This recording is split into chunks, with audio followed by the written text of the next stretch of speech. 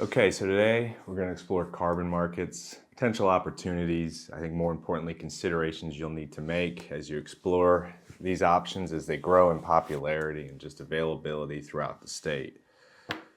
Starting out, just a brief introduction. I'm Austin Minker. I'm the Extension Associate for Conservation Agronomy. My extension program does primarily focus on cover crops, but we've been doing some work with carbon markets as well. So if you're interested in cover crops, in addition to this, feel free to reach out. Always be happy to give you information there.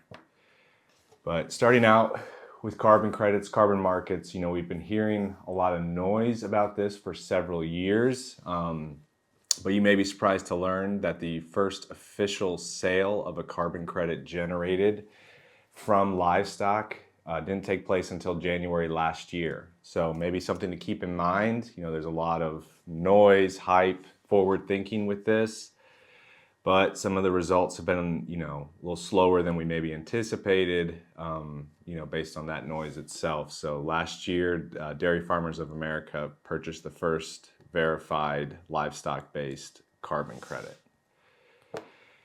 Just the carbon market overall.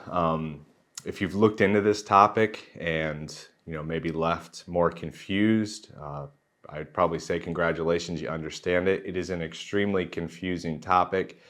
There is a group of us at NC State and Extension that are trying to dive into this further. I'm just going to tell you there's a lot going on here, as you'll see throughout this presentation. It's pretty unregulated, so there's a lot of uncertainty about all these businesses and so forth. With that in mind, I'm just going to tell you this is what we think we know so far. There's definitely things that we aren't aware of yet and maybe aren't completely accurate on, but this is our best guess at what we're seeing with the carbon market at this point in time. So just kind of more of an outline of what we'll go over. First, we're going to talk about some key concepts. What's really driving this carbon market? Why does it exist? The types of markets out there. Practices that you could do with livestock, focusing on beef production that could maybe generate carbon credits. What determines these credit values, and some other terminology and potential actors you might want to be made aware of if you're going to explore potential contracts in the carbon market. Okay, so starting out, why are we here? What is the carbon market? Why does it exist? Well, it all starts with this company here, Company X. This is a fictitious company I made up. Every year, with their business as usual, their means of production, they create 6 units of carbon emissions in this example. But they have a goal. They want to reduce these emissions down to 3 units, and they look into it and the technology and everything that would be required from an investment standpoint for them to reach this goal would cost them $6. Well, that's a little steep for Company X, so they start exploring other options. Unrelated to Company X is you, the farmer.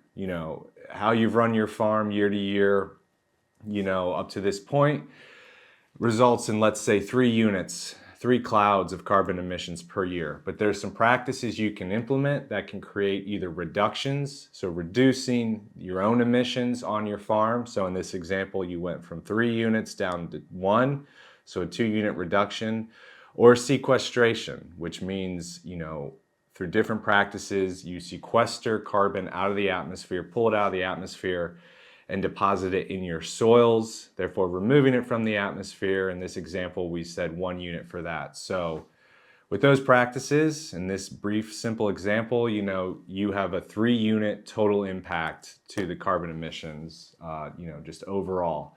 However, these practices obviously cost you money. You're not willing to do them for nothing, and you say, hey, it's going to cost me $3 to be willing to implement these practices. So Company X hears about this. They say, hey, we'll give you those $3, implement those practices that generate that CO2 sequestration and reduction totals. And in return, because we paid you to do so, we get to take that impact you have and we get to put it in our books. So on greenhouse gas accounting in our book, we get to cancel out 3 of our own units. So on paper, Company X gets to go from their 6 units down to 3. So they reach their reduction goals, but they're able to do so for $3 instead of 6. That's the general idea that's driving this, reaching emission goals that companies have for a cheaper, price than if they had to, invest in technology themselves and so forth. You may hear people refer to this as a win-win type situation, but obviously this is the real world, so it's a little more complicated, and that's what we'll kind of look into today. But this idea, this kind of concept is, what the carbon market really is. It's a platform to trade carbon credits. Carbon credits are a tradable commodity just like a stock that represent 1 ton of CO2 equivalents. CO2 equivalents is just the idea that we have different greenhouse gases. With agriculture, we're focused on carbon dioxide, so actual CO2, methane, which is probably one of the bigger focuses for livestock, and nitrous oxide, primarily relating to fertilizer use and so forth. You generate these credits by doing some new practice on your farm that creates a reduction or sequestration of those gases.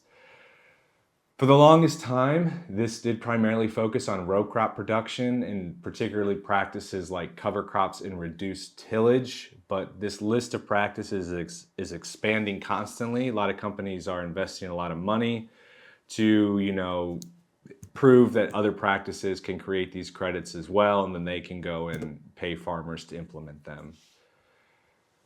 To make things a little more complicated, this is also getting lumped in with things that go beyond carbon. If you explore this topic, you may hear terms like ecosystem service payments, environmental improvement payments, and so forth. The idea is the same as carbon. You, as a farmer, by implementing some practice on your farm, can generate some environmental outcome that a company is willing to pay you for to be able to put on the books and say that they kind of generated it. One thing to keep in mind with these types of payments is since they are not carbon, they could be an additional payment for you.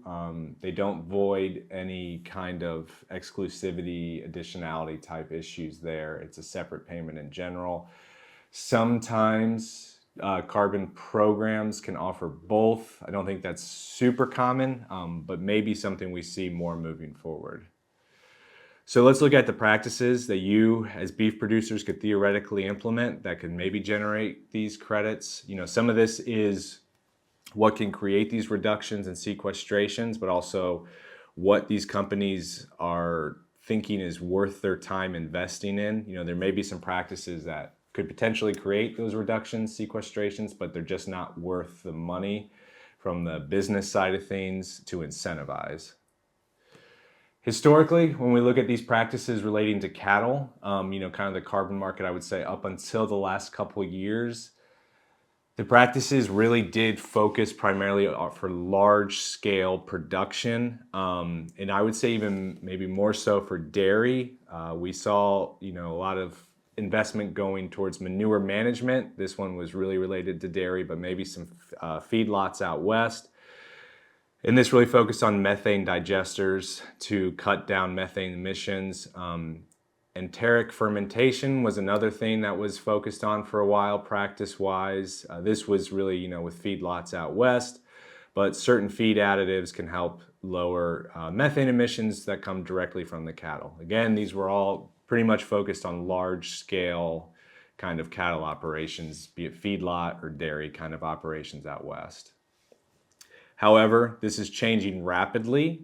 There's a lot of practices that they're trying to develop more that you can generate credits with, and some you currently can. These newer practices, I will say, focus on sequestration. So this is in pastures, sequestering carbon in those soils. So they'll primarily relate to grazing, improving the biodiversity of your pastures, planting different species in your pastures like legumes and so forth that maybe can sequester more carbon. We're also seeing the potential for soil additives. This is, the carbon market in general is the Wild West. The soil additives aspect now is even more so. There's biological companies that are going to start most likely, if not already, trying to generate carbon credits. And then basaltic rock is a big one here in North Carolina. There's a company, if you're in the central northern part of the state, Lithos you may have heard of. They will spread basalt rock on fields, pastures, even forests, and it can sequester carbon, and they'll give you payments for that so they can generate credits. Want to just spend a second talking about the grazing side of things. This is going to primarily relate to adaptive multiple paddock grazing, rotational grazing, managed grazing, things like that. Anything that can encourage deeper root systems in your pastures, add organic matter to the soil, and just boost your overall soil carbon storage. With rotational grazing, this can help with even distribution of manure, plant material, enriching the soil and increasing organic carbon that way. One last comment on these developing practices, and particularly when we look at the newer carbon companies out there that are promoting them and you could maybe enter a contract with, they are definitely going to be a little more geared towards some smaller scale or maybe just not such large scale. But a lot of them still have minimum acreage requirements that could be a disadvantage here in the state for some of the average size, smaller size producers. Agoro is the example I'm thinking of. They're probably one of the more popular ones, and they still currently have a 500 acre minimum acreage limit or minimum that you have to enroll with their company. Other thing with these practices is they are rapidly evolving. They're trying to add more and more anywhere they can.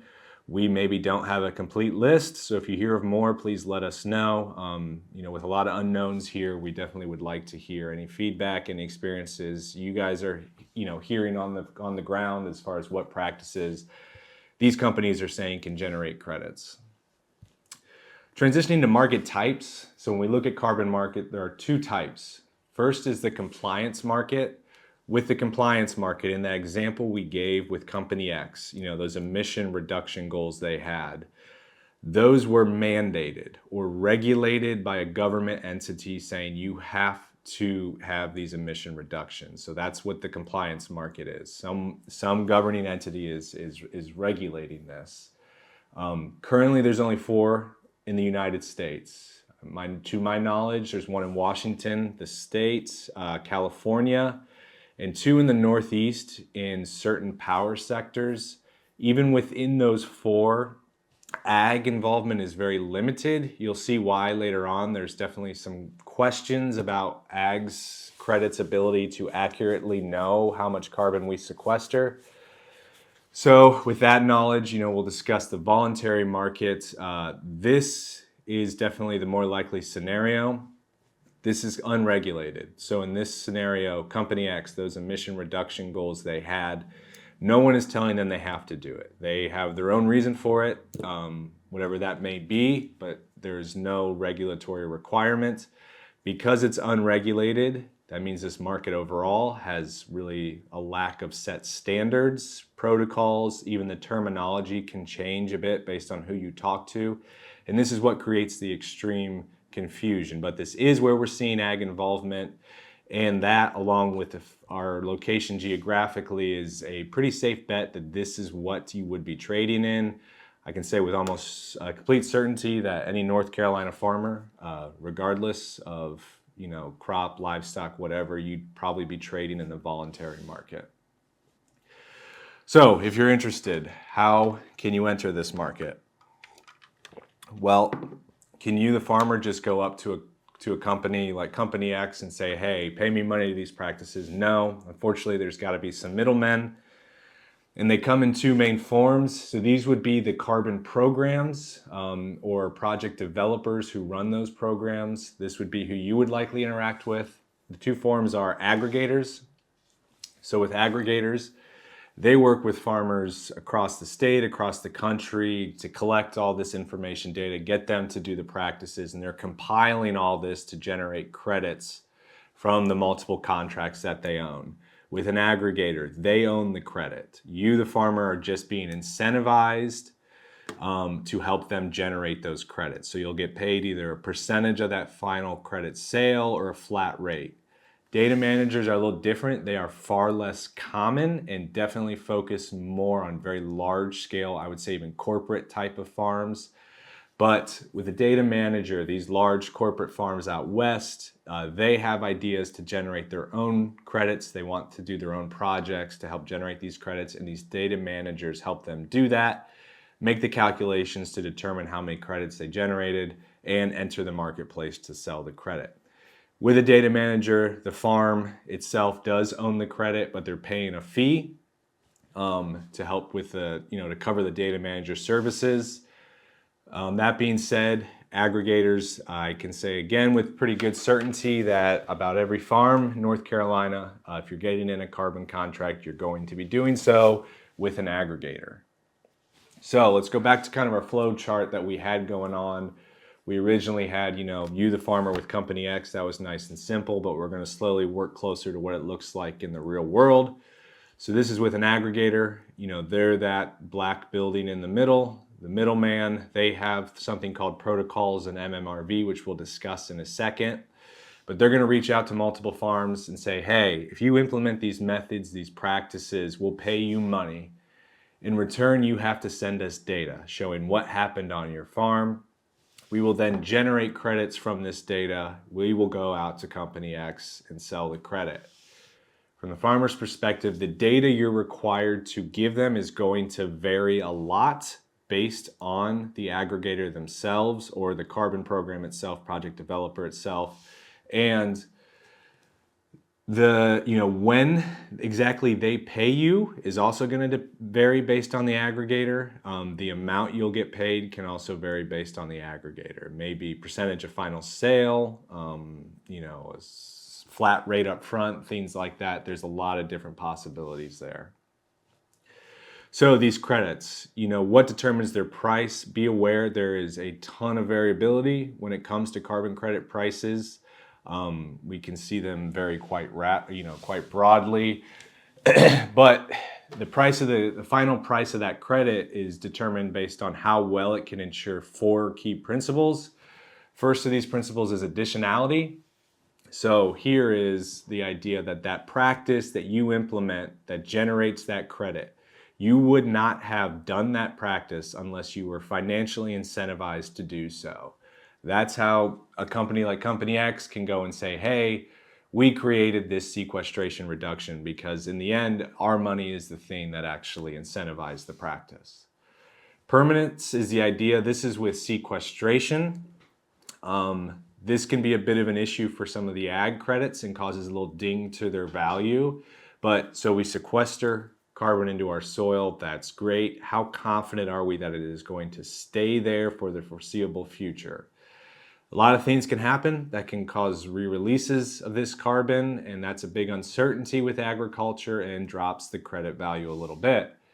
Exclusivity is the idea that, whatever reduction or sequestration generated that credit, it is not being counted twice, by another company somewhere else in the supply chain. So there's not 2 companies counting the same reduction in carbon emissions. And the last one's realness. I will say this is maybe the most significant issue for ag right now in getting better prices for their credits. We talked about in that example, you did these practices, it resulted in 3 units of carbon impact. Okay, well, I had to make that calculation. How confident are we that my calculation's correct? Well, same goes in the real world. The carbon companies themselves have to make a calculation determining how much carbon you reduced or sequestered. How confident are we in that number? We'll discuss here in a little bit, but there is a lot of uncertainty with this. There's a lot of different methods that different companies use, and they often result in alternative findings for the same exact scenario. So this can really, and currently is really dinging ag carbon credit values. So maybe the $1 million question, what you're really interested in is, can you get rich from the carbon market? And you maybe have guessed, but no, you're not currently going to get rich. And to be honest, a lot of what we're seeing is the payments farmers are getting likely won't even cover the cost of implementing the practice. A lot of reasons for this. First one we just discussed, low credit values with ag. That $10 to $40 range is very broad. There's just a lot of variability there, but overall they're pretty low, what we're seeing these ag generated credits go for. Also, just when we look, a lot of these practices have lower sequestration reduction rates than maybe they would hope. So they're just not generating as many credits as they would like per contract. But also, when it comes to the money that actually gets to the farmer, there's a lot of transaction costs, things like that. Measurement costs is what I have listed here. So obviously these carbon programs, they're companies themselves. They have their own costs to measure, calculate the credits, sell the credits, and so forth. That eats away at the amount of money that makes it back to you, the farmer. I would say right now, the measurement cost is one of the primary ones that's really eating, the biggest chunk of that final dollar amount that's going back to you. Just be aware, it's almost impossible to give you a definitive answer on how much you can get paid. It's going to vary a lot based on the practices you're willing to implement, your specific location, farm characteristics, even the programs themselves vary based on how much you get paid. So a lot of variability there.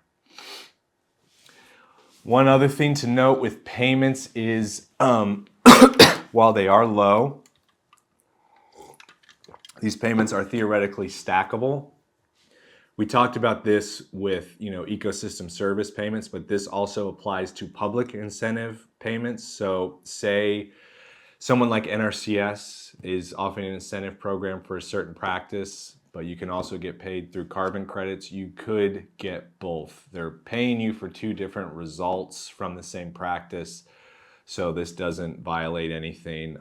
So could theoretically stack them up, but that would be a big requirement timing wise, because often they have to be new. So you'd have to time it so they're kind of, both contracts are going in place at the same time. Okay, so now we're going to discuss terminology and other actors. I'm going to warn you, this is probably going to be the most boring part of the section. Feel free to tune me out. Just think this is important because if you are going to explore this further, these are words you will likely see, and it could be good to have a foundational knowledge of them so you can kind of understand what different programs are doing. And when we're looking at other actors, again, this can get kind of confusing. Even for us, it's hard to tell exactly who's who, but it's important to know because you'll see there could be multiple actors involved in a contract if you were to enter the carbon market. So first word is protocols. I've probably already mentioned this, but protocols are really just the criteria for how a carbon credit is generated. They're determined by the carbon program. So carbon program says, within this program, we can generate credits by farmers in this location, doing these types of livestock, crop, and so forth, implement these practices, and we will use these methods to ensure our MMRV. MMRV is made up of multiple parts. The first one is measuring. So this is what we talked about. What methods does the carbon program use to actually make that calculation of the sequestration or reduction that resulted from that new practice? Is it going to be soil sampling, computer modeling, or a combination of the two? I will say computer modeling is by far becoming more popular. Some of them still maybe use both, but they're more and more going towards modeling.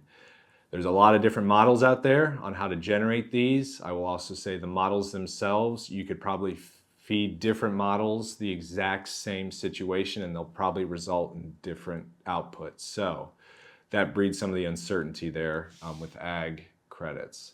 Monitoring is just what steps does the carbon program take to track that these practices are being done, whether that's satellite imagery, farm visits, and so forth.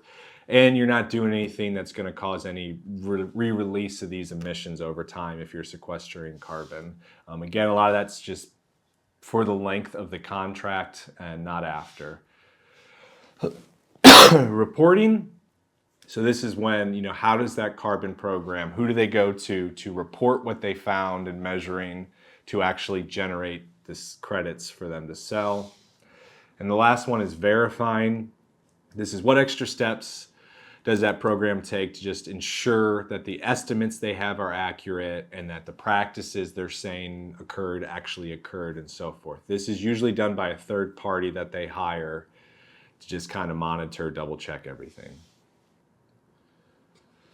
Okay, so moving on to actors. These are some potential other organizations that might be involved in a carbon contract. First one is a carbon registry. Carbon registries can be kind of confusing. think of them as almost like a big centralized bank. They work with a bunch of different project developers doing different carbon programs and say, hey, if you want our seal of approval, you have to follow our, protocols, standards, and so forth. We will track any credits you generate, the sale of them, and so forth. Not all project developers, not all carbon programs use a carbon registry. I will tell you the ones that do are going to probably tout this and say, hey, we use a carbon registry. We're more legitimate than ones that don't. Just going to tell you the alternative side to that argument, not saying what's right or wrong, just the current debate out there. The thing with carbon registries is they are not government entities. They are private companies themselves. So there's a lot of people that feel the registries are also incentivized to perhaps say more credits were generated than actually were, and that's what attracts project developers to them and so forth. Again, I'm not trying to tell you what's right or wrong, just trying to tell you the current debate out there. So if you do interact with a project developer and they're touting their carbon registry connections, you maybe have a little more insight into that. Project developers. So these are the companies that are actually going out, kind of implementing the carbon program. These are the ones that you would interact with. They're going to work to recruit farmers to join this program, to implement practices to generate credits. Third-party verifiers, these are the independent kind of companies that just double check everything. They're hired by project developers. You may or may not interact with them directly. Some of them do. Some of them have them come and maybe do a soil sample or so forth, double check that the practice has been done. Not saying that's guaranteed. A lot of them, they're just reviewing the data and the estimates to make sure that it all checks out, but they're just there to try to breathe a little more certainty in what the project developer is finding. And the last one is technical assistance. This may or may not be offered based on the specific carbon program. I think more and more of them are offering it. This is, the organization that's going to help you actually implement the practice. They're not as concerned with the carbon sequestration and all that, measuring that. They just want to make sure the practice is successfully implemented on your farm. Now, project developers may serve as their own technical assistants. Some do that. Some of them hire outside groups as well to do that. That just will depend on the contract. So let's go back. We started with a nice simple diagram. We had the farmer and company X. What we're going to see, at least a little closer, what it looks like in the real world when we're talking about these contracts. We know we have this middleman. This is the project developer, with the carbon program. In this scenario, they are working with a carbon registry. This registry says, hey, you, the project developer, if you want our seal of approval, you have to utilize and follow our methods, standards, and so forth. This project developer goes out, reaches out to the farmers and say, hey, join our carbon program, implement these practices, and if you do so, we'll pay you money. In return for that money, you have to send us your data showing what happened on the farm with those practices. We will reach out to a third-party verifier, pay them money to take this data, review it. We'll all look at the data, make sure it seems accurate, and once we're certain of this, we will then report this data to the carbon registry, who will review it and say, yes, these calculations are correct. You, the project developer, generated this many number of carbon credits. You can now go and sell them in the marketplace. Confusing? Yes, this is very confusing. I also want to point out this is a very simplified version. These kind of flow charts can get way more complicated in the real world with even more actors involved, arrows flipping over themselves and so forth. Not expecting you to completely follow this. I don't necessarily completely follow this. The point I'm trying to make is if you enter into these contracts, there can be multiple parties involved, parties that can influence what you're required to do, how much you get paid, and also may have access to your data. So with that, when we look at, these are theoretically companies, carbon project developer programs that are operating in North Carolina. All of these say they're operating there. Some of them don't have any contracts. I don't know if they ever will, but they're technically saying they're open to it. Every single one of these, their flow chart from the previous slide is completely different.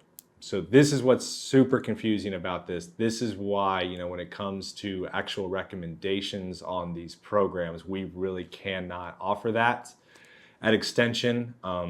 And it's tough because, like I said, they're all different. They all do things, a little differently, but you need to be aware that there's potential that there is, some other parties and things involved that can influence your contract. So we're going to go through a list of questions that I think are worth asking. If you're looking at these contracts, questions you should probably ask before you sign anything.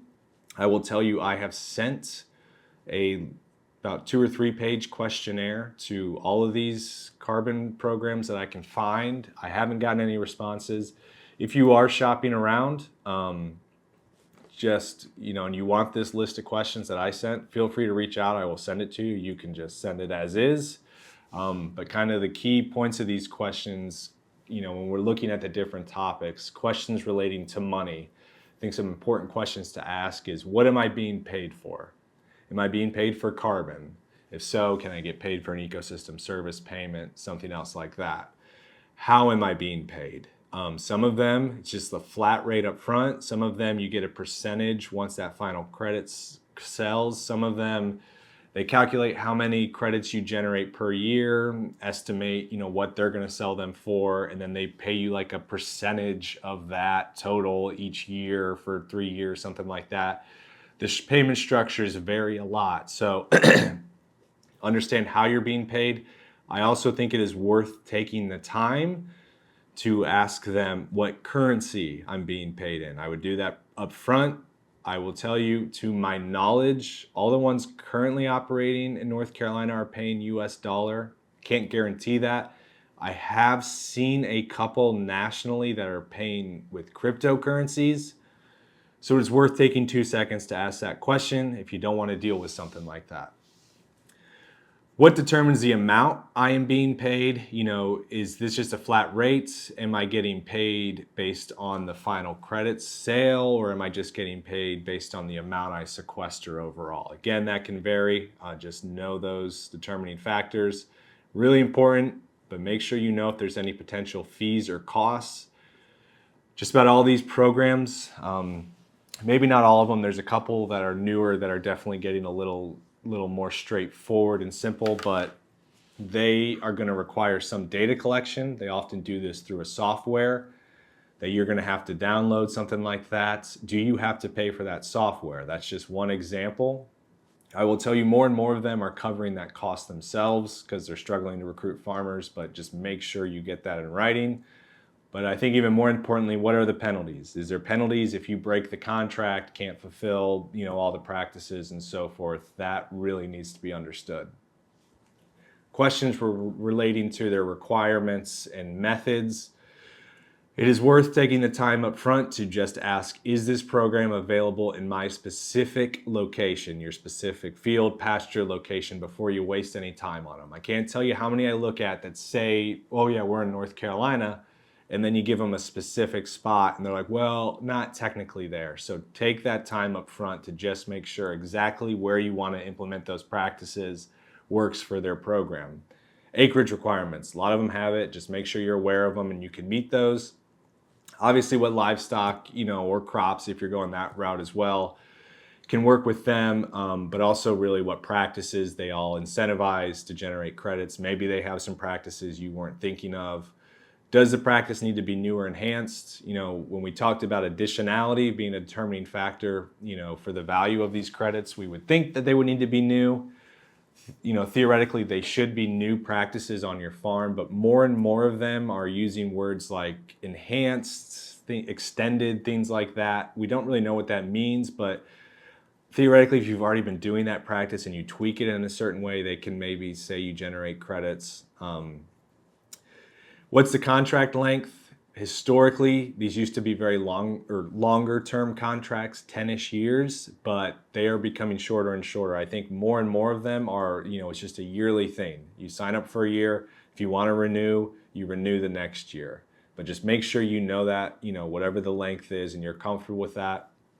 I think it is worth asking them, taking the time to try to have them explain to you how they're going to measure, what the impact of that practice is. I'll be honest, I've done this with a couple of them that I've talked to in person. They're going to throw some stuff at you that's going to go over your head.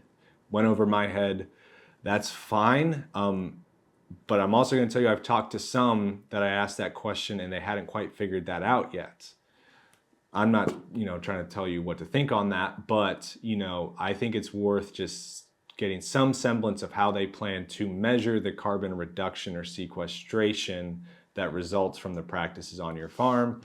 And maybe most importantly, what other actors are involved. How does this contract work? Do they work with the registry? Who's the verifier? Is there any other parties involved? Because that's really important. And I think the primary reason that I'm hearing from farmers is, these actors may also have access to your data. So that brings us to questions relating to data. Who owns the data? Is it the carbon program project developer themselves, somebody else? Are they working for somebody else? Who owns it? Are you comfortable with that? What can they all do with it? That's a broad question, but you need to know what can all be done with that data. Who else will see the data? Most likely, at least some other group's going to see that data, organization, a third-party verifier, something like that. Are you comfortable with who can all see the data? I think also here it's important to ask is your identity attached to that data when those other groups see them?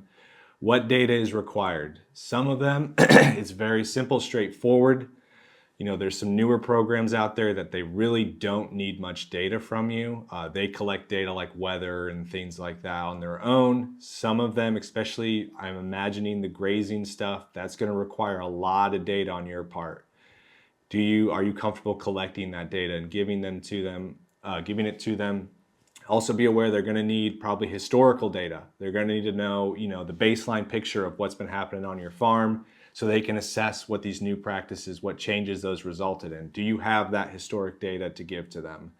How often is the data required? Depending on the contract length, you might have to multiple times give them data. The frequency of this can vary based on the contract. Some of them it's like quarterly, some of them it's every year. Are you comfortable in, to have to give them that data every so often? And I think I would try to make them sell you on what measurements are in place to protect my data. If they're going to get all this data, make them assure you that they have proper measurements, safety rails in place, that it's protected and can't get in the hands of somebody that you don't want. So, kind of closing this out, with carbon markets, hopefully I didn't sound too cynical. I'm not trying to talk anybody out of this, just kind of painting the picture that we know right now. There's a lot of confusion with this, obviously, but there could be potential options there, especially some of these more straightforward ones.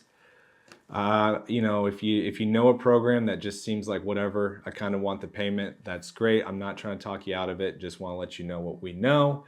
If you are interested in this, comparing programs, I would recommend shopping around. There's so much variability. Make sure it's the one that's right for you, because a lot of times, this is a one-shot deal with specific practices, because they have to be new.